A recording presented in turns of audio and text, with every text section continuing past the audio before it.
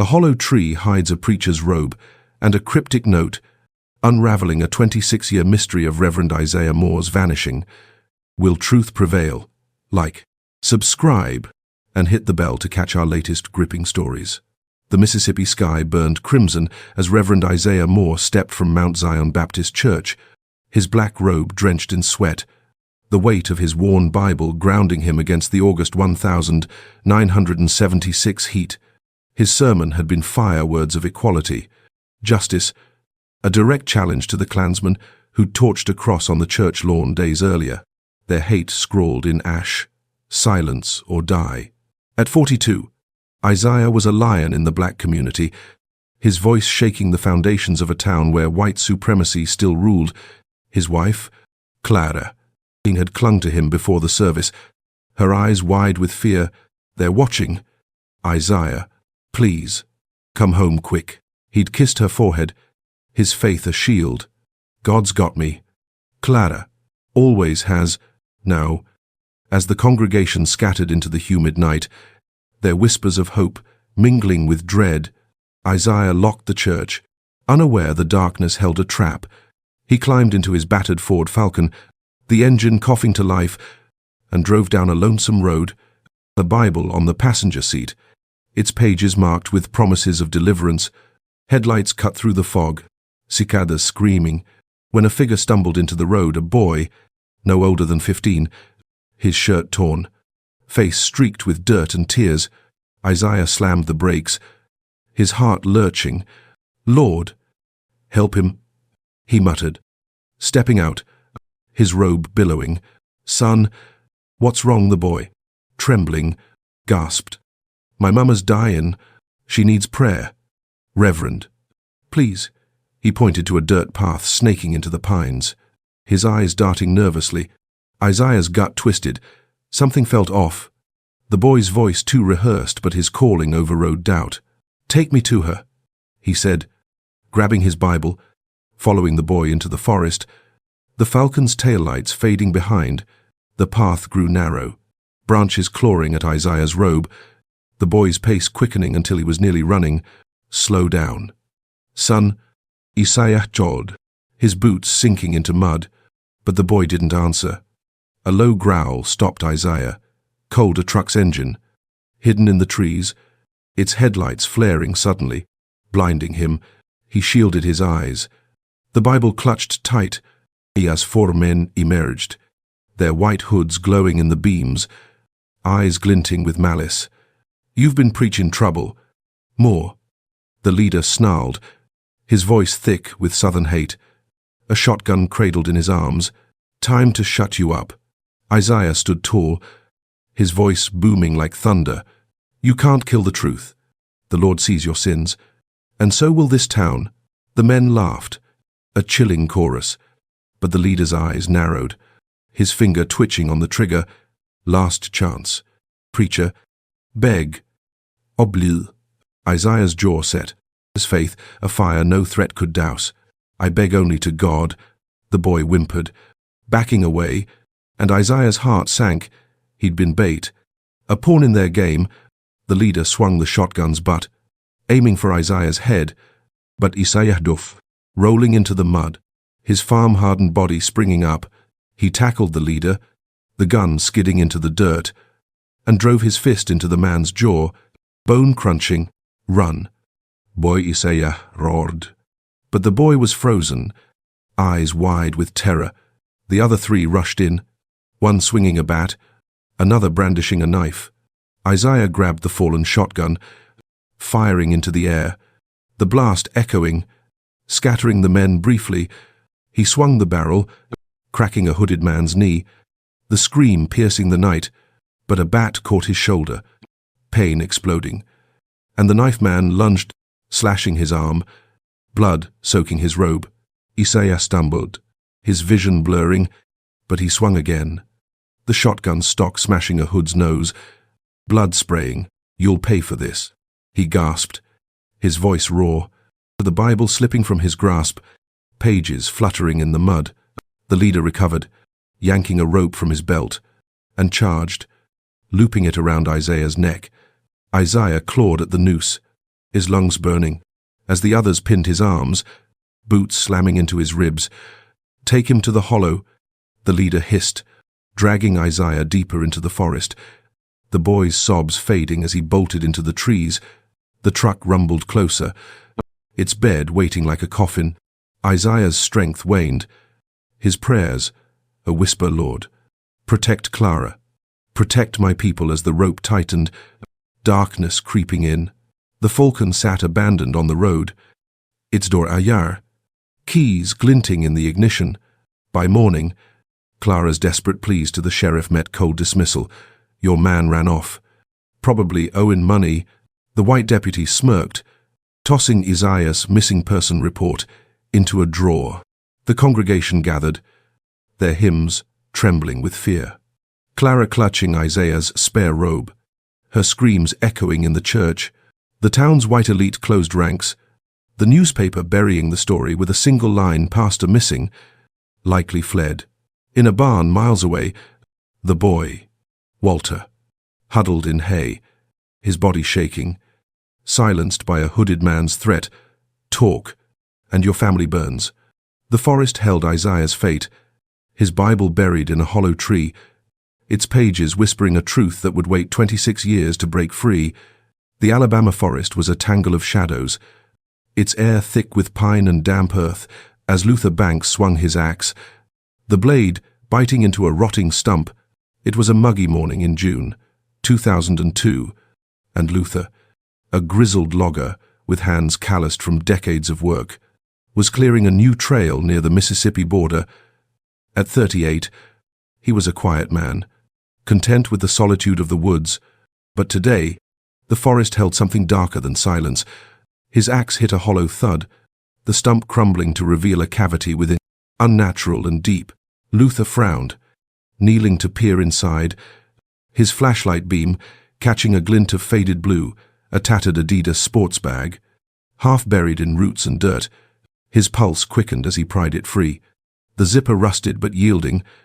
Inside, a black preacher's robe, neatly folded, lay beside a worn Bible, its cover cracked, and a yellowed photo of a black man in clerical garb, smiling beside a teenage boy. Tucked in the Bible's pages was a note, the ink faded but legible. "If I disappear, find the boy, he knows why." Luther's stomach twisted. This wasn't junk. This was evidence. A secret the forest had guarded for years.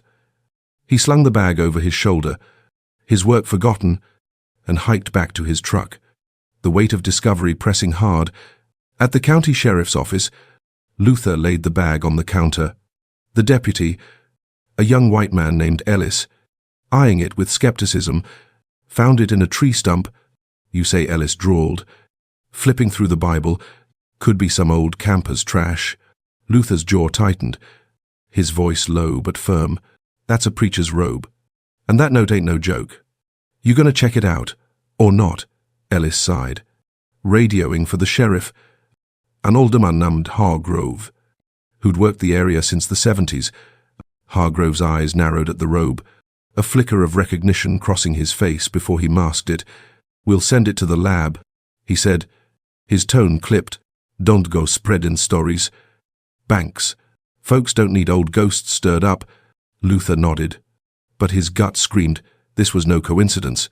Back home, a cramped trailer on the edge of town, Luther pored over the photo, the preacher's face hauntingly familiar. A news clipping from his late mother's scrapbook jogged his memory. Reverend Isaiah Moore, a black pastor from Mississippi, vanished in 1976, his case ignored by the white police. The robe, the Bible, the note, it had to be Moore's. Luther called a friend at the local paper, a reporter named Diane, who dug up old articles confirming Moore's disappearance after a sermon. His Ford Falcon found abandoned.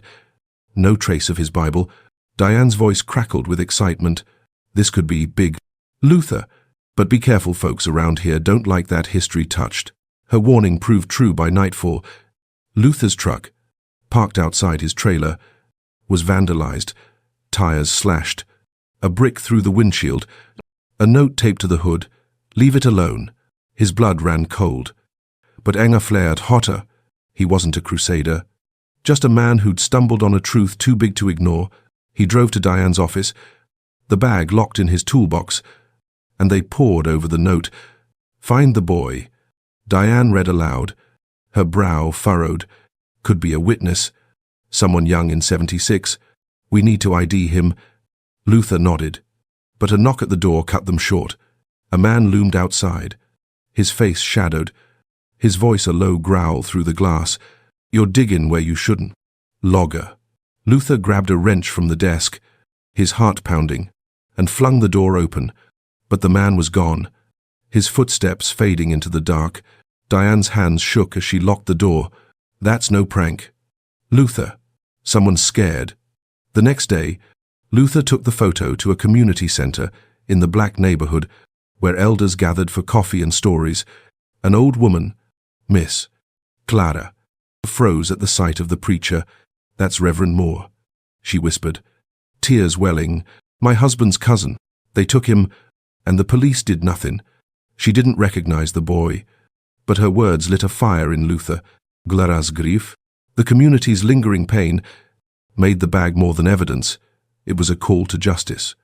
He returned to the sheriff's office, demanding answers, but Hargrove stonewalled, claiming the lab was backed up. Luther's patience snapped.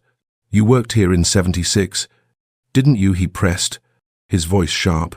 "Why'd you bury Moore's case?" Hargrove's face reddened, but he waved Luther off. "Don't stir up trouble, boy." The word stung, a reminder of the town's old divides, but Luther held his ground, leaving with a promise to himself he'd find the boy, no matter the cost. That night, Luther's trailer was hit again, windows smashed, a Molotov cocktail scorching the porch, flames licking the wood before he doused them with a hose. He stood in the dark, wrench in hand, the bag hidden under his floorboards. The threats were escalating, but so was his resolve. Diane's research uncovered a lead, a 1,976 church directory listing teenage boys in Moore's congregation. One name standing out, Walter Hale, now living in Chicago. Luther booked a bus ticket, the photo and note tucked in his jacket, his trailer locked tight. As he boarded, a black pickup idled across the street, its driver obscured. Watching, Luther's grip tightened on the bag's strap, his eyes scanning the shadows. The forest had given up its secret, but someone was desperate to bury it again, and Luther was walking straight into their crosshairs, driven by a preacher's lost truth and a boy who knew why. The Chicago wind cut like a blade through Luther Banks's worn jacket as he stepped off the Greyhound bus, the city's skyline a stark contrast to the Alabama pines he'd left behind. It was late June, 2002, and Luther, clutching the faded photo of Reverend Isaiah Moore and a teenage boy, felt the weight of the Adidas bag's secrets, the preacher's robe, the Bible, the note, "If I disappear, find the boy. He knows why." His trailer's scorched porch and the black pickup's shadow still haunted him. But Luther's resolve burned hotter than fear. Diane's research had led here to Walter Hale, a name from Mount Zion Baptist's 1,976 directory, now a 41-year-old history teacher living quietly in a Southside apartment. Luther's boots echoed on the cracked pavement as he approached Walter's building, the photo tucked in his pocket, his wrench, a makeshift weapon hidden in his bag. The lobby was dim, the elevator broken, so he climbed 5 flights, his breath steady but his heart racing. He knocked on 5B, and the door creaked open, revealing a wiry man with tired eyes, his face hardening at the sight of a stranger. "Who are you?" Walter asked, his voice low, hand lingering on the doorframe. Luther held up the photo, his tone firm but calm. "Luther Banks. Found this in a forest with Isaiah Moore's things. You're the boy, ain't you? You know what happened to him?" Walter's eyes widened, a flicker of panic crossing his face before he slammed the door. Luther banged again, his voice rising. "I ain't leaving till we talk, Walter. People died, and you're part of it." The door cracked open, Walter's voice a hiss. "You don't know what you're messing with. Get out." But Luther pushed inside. The apartment sparse, a cross on the wall glinting in the lamplight. Walter backed away, his hands trembling, but Luther pressed the photo into his chest. "This note says, you know why Moore disappeared. Start talking, or I take this to the cops." Walter sank onto a couch, his face crumpling, the weight of 26 years spilling out. "I was 15, he whispered, his voice raw. "They forced me, said they'd burn my mama's house if I didn't help. I didn't know they'd kill him." Luther's jaw tightened, but he stayed silent. Letting Walter unravel, the story poured out. A confession laced with guilt. In August 1976, Walter, a scrawny kid from the church, was cornered by Klansmen after a sermon, their hooded leader, a man named Roy Tatum, offering cash and threats. "Get the preacher to the forest." Tatum growled, "or your family's next." Walter, terrified, lured Isaiah with a lie about a dying mother, leading him to the pines where hooded men waited. He saw the ambush begin, Isaiah fighting, and blood on his robe before he ran, their threats echoing talk, "And you're dead." Walter fled to Chicago, changed his name, and buried the truth. But the guilt never left. Luther's hands clenched, the wrench heavy in his bag, but he kept his voice steady. Who were they? Walter names. Now, Walter shook his head, tears falling. Tatum's dead, but his son, Curtis, still lives near the old church. He knows things, brags about his daddy's work. Be careful. Luther, he's dangerous. A sudden crash shattered the moment, a brick through the window, glass spraying across the floor, a note tied to it, "Keep quiet. Hail." Luther dove to the floor, pulling Walter with him, his wrench out as he scanned the street below. A figure sprinted away, too fast to identify, but Luther caught a glimpse of a red cap Curtis Tatum had bet. Walter's face was ashen, his voice a whisper, "They're still watching. Always have been." Luther's blood boiled, but he helped Walter up, his mind racing. "You're coming with me to the cops." "Walter, we end this."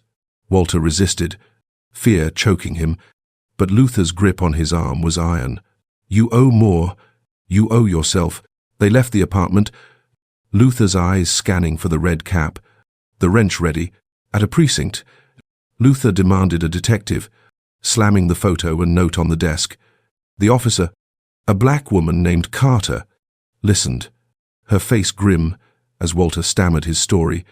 "We'll look into Tatum's son," she said, "but you two need protection. This ain't just history, it's a vendetta." Luther nodded. But trouble found them first. As they left the precinct, a pickup roared up, its driver red cap, scarred face firing a pistol, the shots cracking the air. Luther shoved Walter behind a dumpster, the wrench useless against bullets. As Carter returned fire, the pickup peeling out, Luther's heart pounded, but he dragged Walter to Carter's cruiser, her radio crackling with calls for backup. That was Curtis. Walter gasped, his voice shaking. "He's like his daddy, won't stop." Luther's eyes narrowed. The photo in his pocket, a burning reminder, back at a safe house. Carter grilled Walter, pulling names Roy Tatum's old crew, some still alive, others kids carrying the torch. Luther paced, the brick's note in his hand, its threat clear the past wasn't dead, and neither was its hate. He called Diane, updating her, her voice urgent. "Curtis runs a bar outside town. Luther, it's a front for his crew. Don't go near it." But Luther's resolve was set. He'd faced flames at his trailer, bullets in Chicago. Curtis was a lead, and leads meant truth. Walter, shaken but resolute, agreed to help, his guilt a spur. Luther tucked the wrench in his belt. The photo, a promise to Moore. The forest's secret was out, but Curtis Tatum's shadow loomed, his father's sins alive in his blood, and Luther was walking into a fight he couldn't avoid. Luther Banks sat across from Walter Hale in a Chicago safe house, the dim light casting long shadows over the peeling wallpaper, the air heavy with the weight of Walter's confession. It was July 2002, and the photo of Reverend Isaiah Moore with a young Walter, found in the hollow tree, burned in Luther's pocket, a silent spur to keep pushing. Walter's voice trembled as he recounted the night of August, 1976, his eyes distant, haunted by the memory of luring Isaiah to the Mississippi forest under the Klansman's threats. They said it was just a scare, Walter whispered, his hands twisting a coffee mug. But I saw the bats, the ropes. They wanted him gone. Luther's jaw clenched, the wrench in his bag a cold comfort after Curtis Tatum's drive-by, shooting outside the precinct. Detective Carter had promised protection, but Luther trusted his instincts more, and those instincts screamed that Curtis, son of the Klan leader Roy Tatum, was the key to unraveling the cover-up. Walter's story spilled out, each word a shard of truth. Roy Tatum had orchestrated the ambush, using Walter as bait with a fake plea about a dying mother. In the forest, Isaiah fought like a lion, swinging a stolen bat, blood staining his robe. But the Klansmen overwhelmed him, dragging him away as Walter fled. Their threat, talk, and your family burns, sealing his silence for 26 years. Luther leaned forward, his voice low. Where'd they take him? Walter. And why'd the police bury it? Walter shook his head, tears falling. I don't know. Roy bragged about friends in high places. The sheriff back then, Hargrove's old boss, was at their meetings. They made it disappear. Luther's blood boiled. Hargrove, still sheriff in 2002, had dismissed the Adidas bag's discovery, and now Luther knew why. He stood, pacing the safe house. The photos wait a call to action. We're going back to Mississippi, he said. You're testifying, and we're digging up Hargrove's dirt. Walter's face pallid, but Luther's grip on his shoulder was firm. You ran once. Don't run now. The journey back was tense.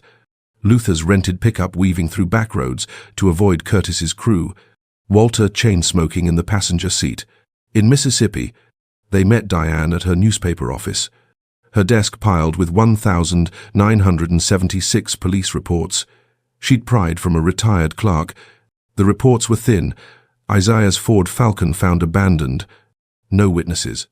Case closed as voluntary absence, but a handwritten note in the margin caught Luther's eye. Check Tatum land. Per Hargrove. Diane's voice was grim. Tatum's family owned a plot near the forest. Hargrove never followed up. He was protecting Roy. Luther's fists clenched, but trouble struck before they could plan. That night, Diane's office was trashed, files shredded, her laptop smashed, a spray-painted warning on the wall, stop or die. Luther's truck wasn't spared, its fuel line cut, oil pooling under the chassis. He fixed it with a wrench and duct tape, his anger sharpening his focus. They're scared. He told Diane and Walter, means we're close. Diane hacked into old county records, finding a 1,976 deed linking Roy Tatum's land to a now-abandoned mill near the ambush site. Luther and Walter drove out at dawn, the mill's rusted skeleton looming in the pines, its windows dark, the air thick with decay. Luther carried a flashlight and his wrench, Walter a crowbar, their steps silent on the muddy ground. Inside, the mill was a maze of broken machinery and rotting planks, but a locked office drew Luther's eye. He pried it open, revealing a filing cabinet stuffed with yellowed papers, Klan meeting notes, member lists, and a 1,976 log more handled, body secured. Hargrove informed. Luther's heart raced as he stuffed the papers into his bag, but a creak froze him. Footsteps echoed, heavy and deliberate, and a voice snarled. You're trespassing. Logger. Curtis Tatum emerged. A pistol, gleaming, his red cap tilted, two men flanking him with bats. Luther shoved Walter behind a crate, his wrench raised. Back off. Curtis. We got proof your daddy killed more. And Hargrove covered it. Curtis laughed, his eyes cold. Proof don't mean nothing if you're dead. He fired, the bullet splintering wood inches from Luther's head. Luther dove, tackling Walter as the men charged. Bats swinging. Walter swung his crowbar, cracking a thug's arm, the man howling as Luther grappled with the second wrench slamming into his knee. Curtis fired again, grazing Luther's shoulder, pain searing. But Luther lunged, wrench cracking Curtis's wrist, the pistol skidding across the floor. Walter grabbed it, hands shaking, and pointed it at Curtis. "Stop, or I shoot," he yelled, his voice breaking. Curtis froze, his men groaning on the ground, and Luther tied their hands with rope from the mill, his shoulder bleeding, but his resolve iron. They dragged Curtis to Diane's car, the papers safe, and called Carter, who'd followed their lead to Mississippi. Carter cuffed Curtis, her voice sharp. "You're done. Tatum, and Hargrove's next." At the precinct, Luther handed over the papers. The log's words, Moore handled a nail in the coffin. Walter's testimony, shaky but clear, detailed the ambush, naming Roy Tatum and his crew. Hargrove called in, denied everything, but his sweat betrayed him. Carter opened an investigation into his 1,976 inaction, her eyes promising justice. Luther patched his shoulder, the photo of Moore and Walter, a reminder of why he fought. Curtis's arrest was a victory, but the mill's log hinted at a hidden grave, and Hargrove's silence screamed complicity. Luther and Walter, battered but unbowed, knew the truth was close, but the forest still held secrets. And someone, maybe Hargrove's old allies, was watching, ready to strike. Luther Banks's shoulder throbbed under a makeshift bandage. The graze from Curtis Tatum's bullet, a sharp reminder of how close death had come in the abandoned mill. It was mid-July 2002, and the Mississippi heat clung to him like a second skin as he sat in Diane's newspaper office. The Klan log from 1,976 spread across her desk. Its chilling entry, Moore handled, body secured. Hargrove informed, burning in his mind. Walter Hale slumped nearby, his eyes hollow, the weight of his teenage betrayal in luring Reverend Isaiah Moore to his doom 26 years ago, still crushing him.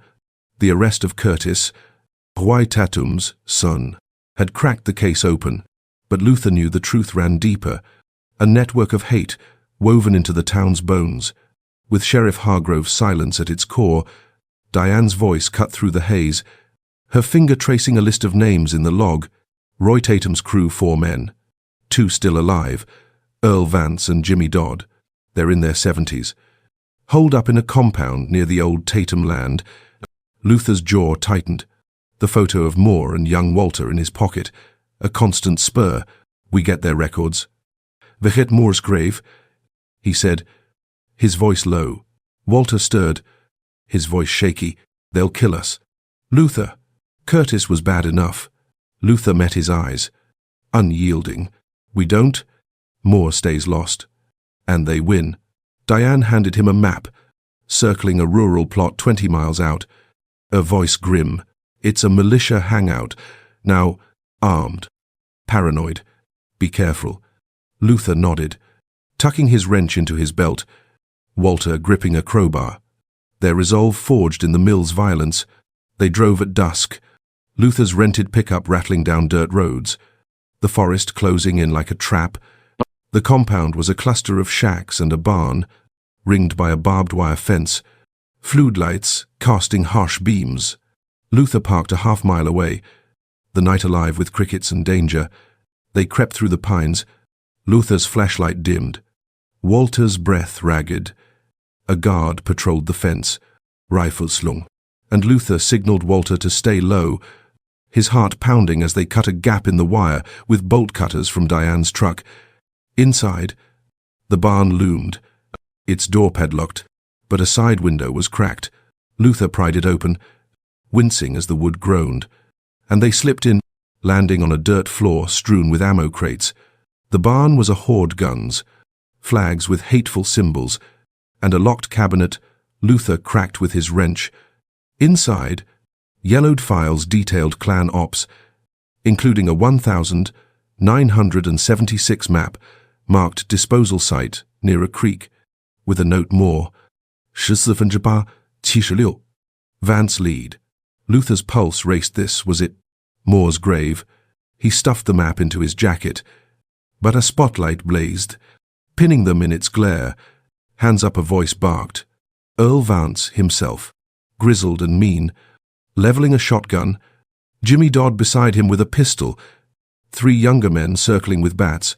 Luther raised his hands, the wrench slipping, but whispered to Walter, "Stay sharp."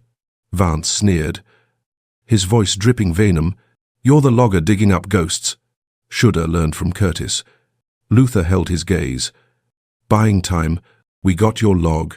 Earl, Moore's blood's on you." Vance laughed. But Dodd's eyes darted. Nervous. Walter, trembling, clutched the crowbar, and Luther saw his chance. He dove, tackling Dodd, the pistol firing wild, bullet grazing a beam.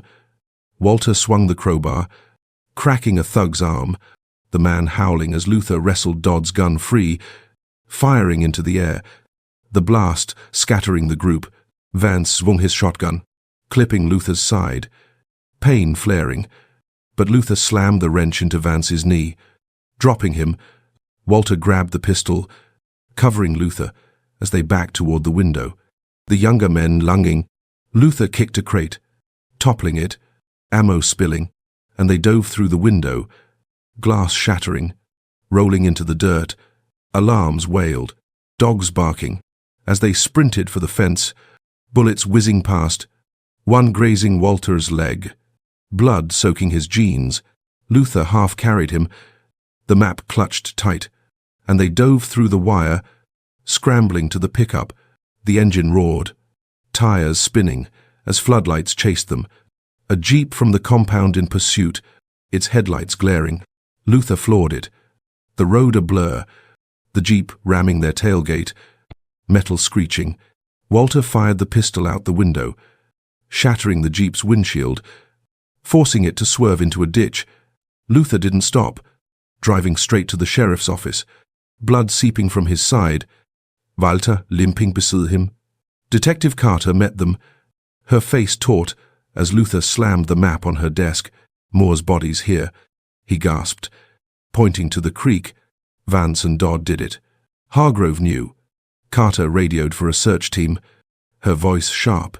"You two are lucky to be alive. We're raiding that compound now." Luther collapsed into a chair, pain and adrenaline crashing. But the map was a victory. A marker for Moore's final rest. Walter, patched by medics, stared at the photo, his voice broken. "I led him to them." "Luther, this don't fix that." Luther gripped his shoulder, his voice firm. "You're fixing it now." Carter's team confirmed the compound raid. Vance and Dodd arrested, their men scattering. Hargrove, suspended pending investigation, glared as he was escorted out, his silence crumbling. The creek site was cordoned off, and by dawn, excavators uncovered bones.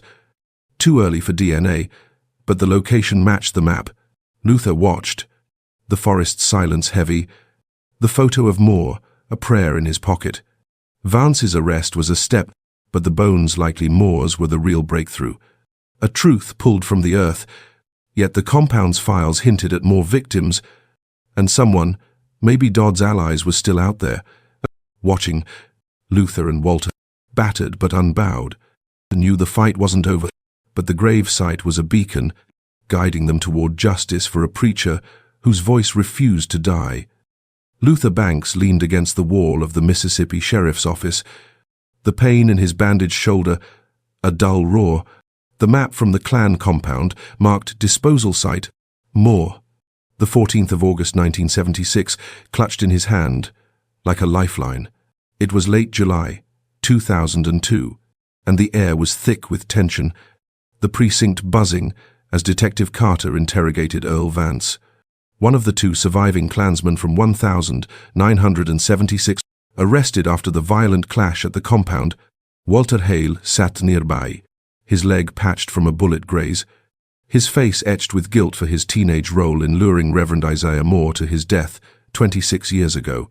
The bones found near the creek, likely Moore's, awaited DNA confirmation. But Luther's evidence, the ledger, the map, Walter's testimony was closing in on the truth. The photo of Moore and young Walter, found in the Hollow Tree's Adidas bag, burned in Luther's pocket, a reminder of why he'd faced bullets and bats to get here. Carter emerged, her face grim but resolute. "Vance is cracking," she said, her voice low. "He's old. Scared. Keep Walter ready. His story's backing this up." Luther's jaw tightened, his wrench tucked in his belt, a silent vow to see this through. They entered the interrogation room, where Vance, a gaunt man with a scarred face and defiant eyes, sat cuffed, his shotgun confiscated. Carter slammed the map on the table, a voice sharp. "This says you buried Moore by the creek. Earl, we found bones. Talk, or you'd in prison." Vance sneered, but his hands shook, the weight of decades pressing down. Luther leaned in, his voice a growl.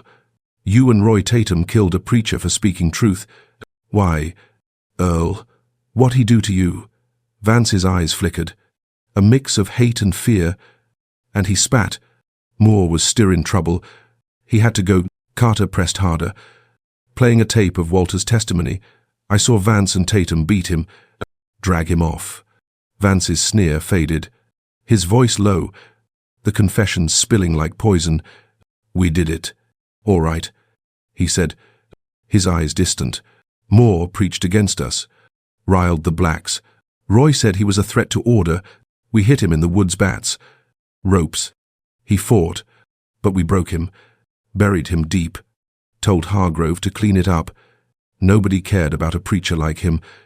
Luther's fists clenched, the image of Moore's bloodied robe searing his mind, but he stayed silent, letting Vance unravel.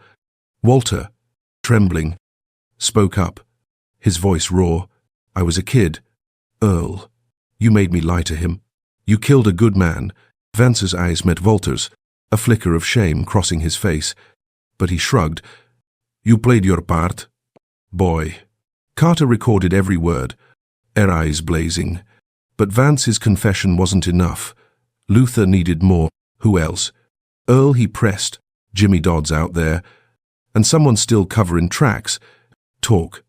Vance's mouth tightened, but a knock interrupted another deputy. Urgent. "Dodd's been spotted." "Luther. He's running." Luther's heart raced. Jimmy Dodd, the second Klansman, had slipped the compound raid, and now he was fleeing, likely tipped off. Carter grabbed her radio, barking orders, but Luther was already moving, Walter limping behind, the photo afire in his pocket.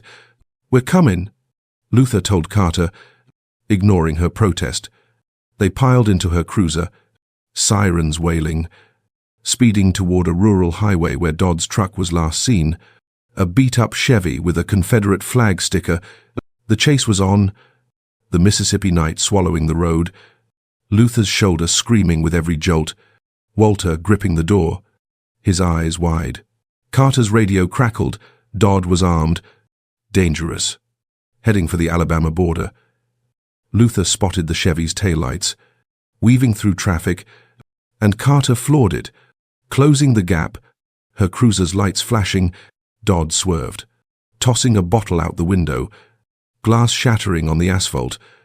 But Carter held steady, ramming the Chevy's bumper, metal grinding. Luther leaned out, shouting, "Pull over, Dodd," but Dodd fired a pistol, the shot pinging off the cruiser's hood. Carter ducked, cursing, and returned fire, her bullet shattering Dodd's rear window. The Chevy fishtailed, skidding onto a dirt road, dust billowing, and Luther braced as Carter followed. The cruiser bouncing over ruts, Dodd's truck hit a fence, spinning into a field, and he leapt out, sprinting for the trees. A rifle in hand, Luther was out before Carter stopped, his wrench useless, but his legs pumping. Walter stumbling behind, yelling, "He'll kill you, Carter," fired warning shots, her voice booming. Freeze. But Dodd vanished into the pines, branches snapping. Luther plunged after him, the forest a maze of shadows, his flashlight beam dancing. Pain forgotten in the heat of pursuit, He heard Dodd's ragged breathing, saw his silhouette, and tackled him. The rifle skidding away, Dodd fought, fists slamming into Luther's ribs, but Luther pinned him, wrench raised, until Carter's cuffs clicked, Dodd's curses echoing. Walter caught up, panting, his face a mix of fear and relief. "It's over," he gasped, but Luther shook his head. The map's weight heavy. Back at the precinct, Dodd stayed silent. But Vance's confession, recorded and damning, was enough. Carter's team confirmed the bones were Moore's via dental records. A grim victory. Walter's testimony, detailing the ambush and naming Vance and Dodd, solidified the case, but his guilt lingered. A scar no confession could heal. Luther watched him. The photo, a quiet promise Moore's truth was out. But justice wasn't done. Carter warned them Dodd's crew's still out there, and Hargrove's old pals might talk. "Stay sharp." Luther nodded, his shoulder patched, the wrench in his belt a reminder of the fight. The creek's bones were Moore's final cry, but the forest held more secrets, and someone, maybe Dodd's allies, was watching, their hate undimmed. Luther and Walter, bound by blood and truth, knew the case was alive, a preacher's legacy demanding they finish what began in a hollow tree. The Mississippi courtroom was a crucible, its air thick with the weight of history, as Luther Banks sat in the witness stand, his bandaged shoulder aching under his borrowed suit. It was October 2002, and the trial of Earl Vance and Jimmy Dodd, Klansmen, who'd confessed to murdering Reverend Isaiah Moore in 1976, had gripped the state, reporters crowding the benches, their cameras flashing like lightning. Walter Hale sat behind Luther, his hands clasped, his eyes haunted by the guilt of luring Moore to his death as a coerced teenager 26 years ago.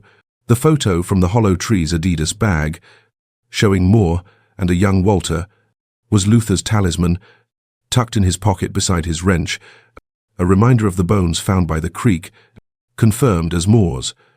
Earl Vance's taped confession, "We broke him, buried him deep," had ignited public fury. But the defense painted Vance and Dodd as frail old men, victims of a witch hunt. Luther's testimony, backed by the Klan log, the disposal map, and Walter's story, was the prosecution's keystone, but threats from the Klansmen's allies' notes, slashed tires, a Molotov cocktail at Diane's office hung heavy. Prosecutor Lena Hayes, a black woman with a voice like steel, called Luther forward. "Mr. Banks, describe how you found the evidence against the defendants." Luther's voice was steady, his eyes on Vance, whose scarred face glared back. "I found Moore's robe and Bible in a hollow tree, with a note saying to find the boy Walter. The Klan's own records, from their compound, showed Vance and Dodd killed Moore, buried him by a creek. We dug up his bones." The courtroom stirred, jurors leaning forward, but Dodd's cold stare chilled Luther's spine. Hayes played Vance's confession. His voice, echoing Moore, was a threat. "We handled him." Luther detailed the compound raid, the shootout, the map's discovery, each word a blow to the defense. As he stepped down, a man in the gallery, a red cap low over his eyes, slipped out, and Luther's gut twisted. Curtis Tatum's crew was still out there. Walter's turn came, his voice trembling but clear. "I was 15, he said, tears falling. "Roy Tatum forced me to lure Reverend Moore to the forest. I saw Vance and Dodd beat him, him. I ran, but I've carried it ever since." The jury's faces softened, but Dodd leaned forward, hissing, "You'll pay, boy." Before his lawyer silenced him, Luther gripped Walter's shoulder, whispering, "You did right." The trial's weight pulled Luther's mind to the night he'd pieced together, a vision built from Vance's words and the evidence. It was the 14th of August, 1976. The forest cloaked in fog, Isaiah Moore dragged by Vance and Dodd, his robe bloody, his wrists roped. He'd fought, breaking free once, his voice a prayer, "Lord, forgive them," before a bat cracked his skull.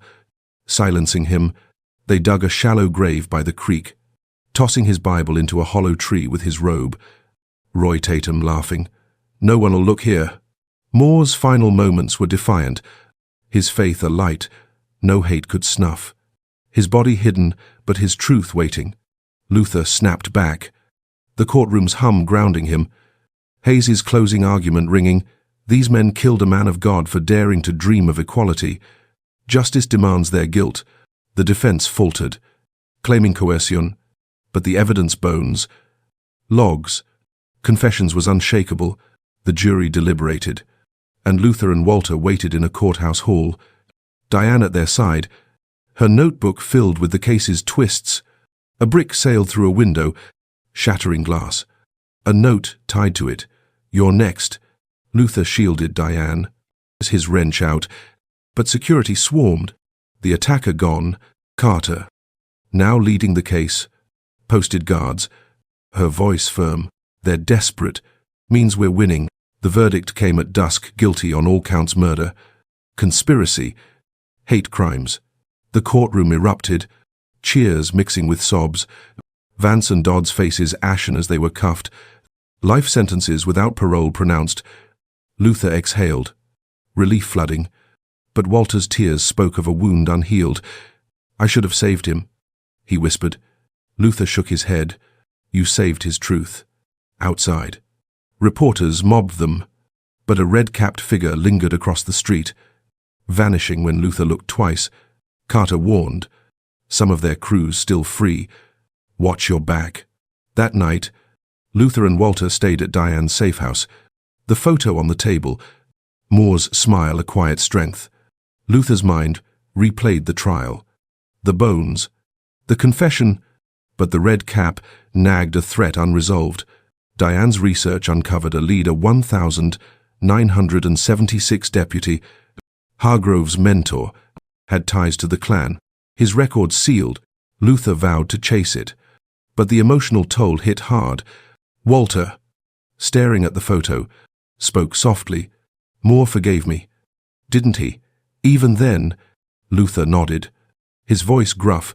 "He'd be proud." "Walter, you faced it." The trial had brought justice, but Moore's body, though identified, was incomplete, only fragments, the rest lost to time. The community gathered by the creek, Clara, Moore's widow, leading a prayer.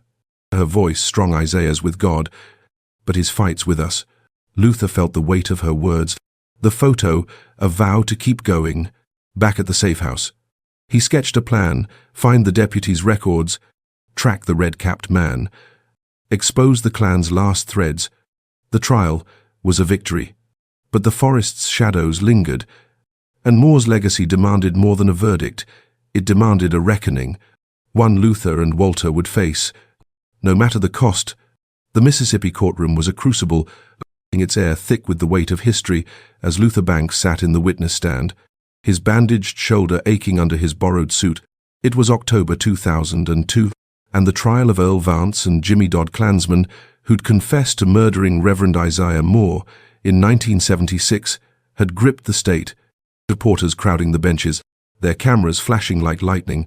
Walter Hale sat behind Luther, his hands clasped, his eyes haunted by the guilt of luring Moore to his death as a coerced teenager 26 years ago. The photo from the hollow tree's Adidas bag, showing Moore and a young Walter, was Luther's talisman, tucked in his pocket beside his wrench, a reminder of the bones found by the creek, confirmed as Moore's. Earl Vance's taped confession, "We broke him, buried him deep," had ignited public fury, but the defense painted Vance and Dodd as frail old men, victims of a witch hunt. Luther's testimony, backed by the clan log, the disposal map, and Walter's story, was the prosecution's keystone, but threats from the Klansmen's allies' notes, slashed tires. A Molotov cocktail at Diane's office hung heavy. Prosecutor Lena Hayes, a black woman with a voice like steel, called Luther forward. "Mr. Banks, describe how you found the evidence against the defendants." Luther's voice was steady, his eyes on Vance, whose scarred face glared back. "I found Moore's robe and Bible in a hollow tree. with a note saying to find the boy Walter. The clan's own records, from their compound, showed Vance and Dodd killed Moore, buried him by a creek. We dug up his bones. The courtroom stirred, jurors leaning forward, but Dodd's cold stare chilled Luther's spine. Hayes played Vance's confession. His voice echoing Moore was a threat. We handled him. Luther detailed the compound raid, the shootout, the map's discovery, each word a blow to the defense. As he stepped down, a man in the gallery, a red cap low over his eyes, slipped out, and Luther's gut twisted. Curtis Tatum's crew was still out there. Walter's turn came, his voice trembling but clear. I was 15, he said, tears falling. Roy Tatum forced me to lure Reverend Moore to the forest. I saw Vance and Dodd beat him. Him? I ran, but I've carried it ever since. The jury's faces softened, but Dodd leaned forward, hissing, You'll pay, boy. Before his lawyer silenced him, Luther gripped Walter's shoulder, whispering, You did right. The trial's weight pulled Luther's mind to the night he'd pieced together. A vision built from Vance's words, and the evidence. It was the 14th of August, 1976. The forest cloaked in fog, Isaiah Moore dragged by Vance and Dodd, his robe bloodied, his wrists roped. He'd fought, breaking free once, his voice, a prayer, Lord, forgive them before a bat cracked his skull. Silencing him, they dug a shallow grave by the creek, tossing his Bible into a hollow tree with his robe. Roy Tatum laughing, No one will look here. Moore's final moments were defiant, his faith a light no hate could snuff, his body hidden but his truth waiting.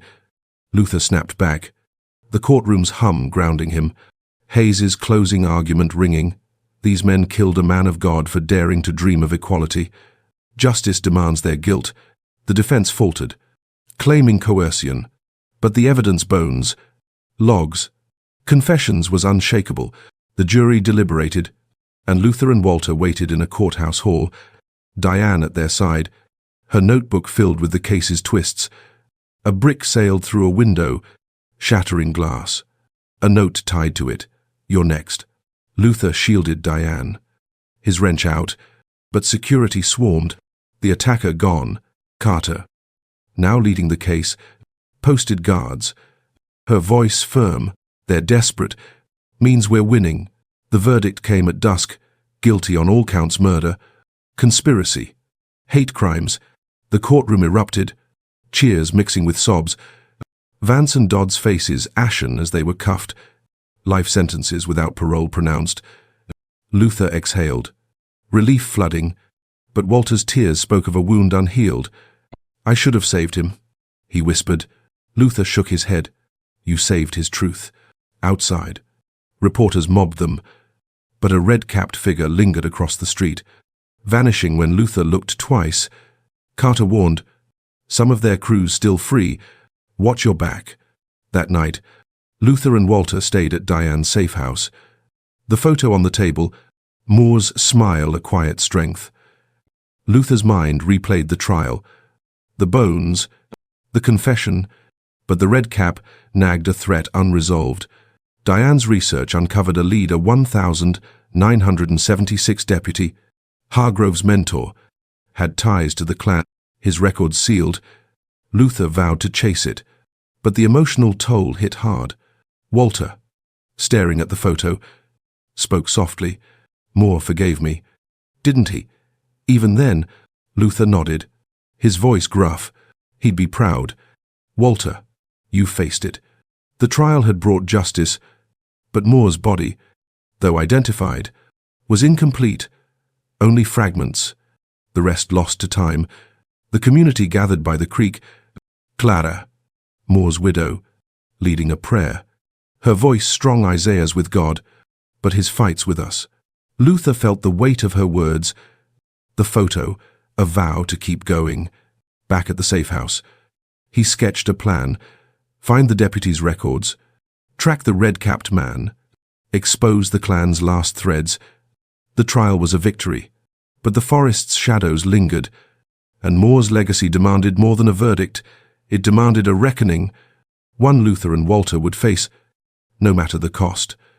Luther Banks stood by the hollow tree in the Alabama forest, its gnarled stump now a shrine under the soft light of a January 2003 dawn. The Adidas bag, once holding Reverend Isaiah Moore's robe, Bible, and the note "Find the boy" had sparked a reckoning, and today a monument would rise here, etched with Moore's name and the words, "Truth endures." Luther's shoulder, scarred from Curtis Tatum's bullet, ached in the cold, but his heart was steady.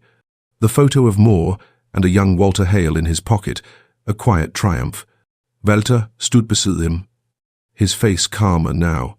The guilt of luring Moore to his 1976 death eased by the trial's justice. Earl Vance and Jimmy Dodd, convicted, sentenced to life for murder. Yet the red-capped man, a lingering threat from the Klansman's crew, and the incomplete recovery of Moore's bones haunted Luther. The community gathered. Clara Moore, Isaiah's widow, at the forefront, her eyes bright with grief and pride. Luther's wrench, a constant companion through chases and fights, was tucked away, replaced by a shovel for the monument's groundbreaking. The ceremony began, Clara's voice carrying over the crowd, Isaiah's light never dimmed. This tree held his truth, and will carry it forward. Walter, now volunteering at Mount Zion Baptist, spoke next, his voice steady.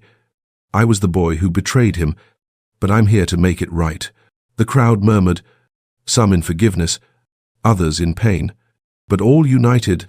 Luther shoveled the first dirt, the monument's base sinking into the earth, a symbol of closure, but closure wasn't complete. Diane, the reporter who dug up the case's records, had uncovered a retired deputy, Hargrove's mentor in 1970, now living in a nursing home. He had clan ties and knew of other victims buried near the creek. Luther's resolve flared he'd chase it, but first he had to face the red-capped man. Days before the ceremony, a note had arrived at Diane's office. "The tree won't save you." Luther had spotted the man watching the church, his red cap unmistakable, and Carter, now a lead investigator, had traced him to a dive bar, a known hangout for Tatum's remnants. Luther and Walter, against Carter's warnings, staked it out. The photo of Moore, a vow to end the threat. At midnight, the bar's neon buzzed, and Luther, wrench in hand, slipped inside with Walter, their faces shadowed. The red-capped man, identified as Billy Ray, a cousin of Curtis, sat at the counter, a knife glinting in his belt. Luther approached, his voice low. "You've been hunting us." "Billy."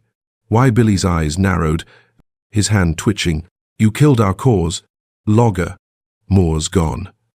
"But we ain't." Walter, trembling, stepped forward, the photo in hand. "Moore's stronger than your hate. Stop, or you're next." Billy lunged, knife flashing, but Luther was faster, wrench cracking his wrist, the blade clattering. Walter tackled Billy, pinning him as Luther tied his hands with a belt. The bar's patrons scattering, Carter's team stormed in, cuffs snapping on Billy, his curses fading as he was dragged away. Carter's voice was sharp. "He's low level, but he's talking," leads to Hargrove's old crew. Back at the ceremony, Luther felt the victory. Billy's arrest a shield for the day. The monument rose, a granite pillar with Moore's face carved in relief. His Bible open in stone, Clara laid a wreath, her prayer echoing rest. "Isaiah, your work lives." Luther's eyes stung, the community's strength, a balm for the scars his shoulder. Walter's guilt, the town's wounds. Walter found purpose, teaching kids at the church, his story a lesson in redemption. Luther, Kieter, helped rebuild Mount Zion, its new roof funded by donations, sparked by Diane's articles. Now a book, The Hollow Tree, a bestseller that fueled anti-racism marches across Mississippi. The book's royalties built a scholarship in Moore's name. For black youth, a nod to his dream, but the past wasn't silent.